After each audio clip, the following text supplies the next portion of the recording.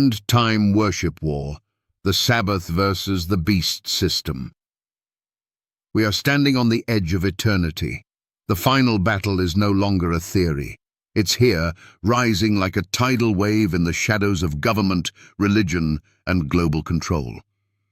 The Bible calls it what it is, a war over worship. Not politics, not economics, worship. And at the center of this end-time conflict stands two unshakable realities: the Sabbath of the Lord and the beast system of man. This is not a side issue. This is not legalism. This is the final test between loyalty to God or allegiance to a global counterfeit. Revelation 13 speaks of a beast, rising with power, deceiving the nations, demanding worship, and enforcing a mark.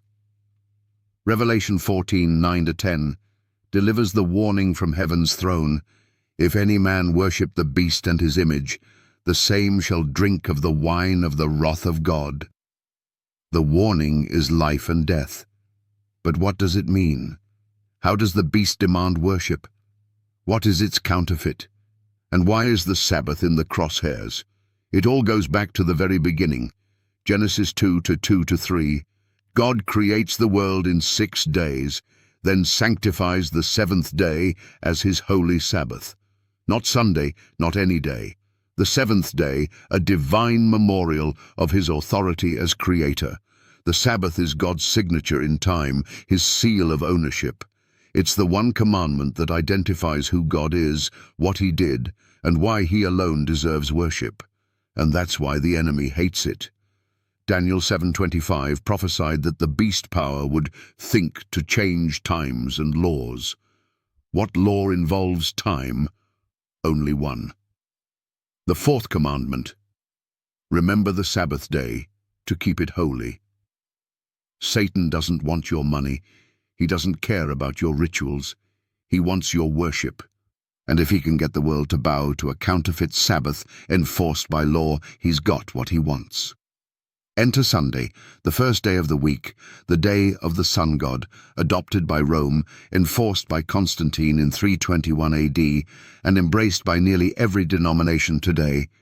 But here's the truth. There is no command in Scripture, not one, to keep Sunday holy. Not from Jesus, not from the apostles, not from God.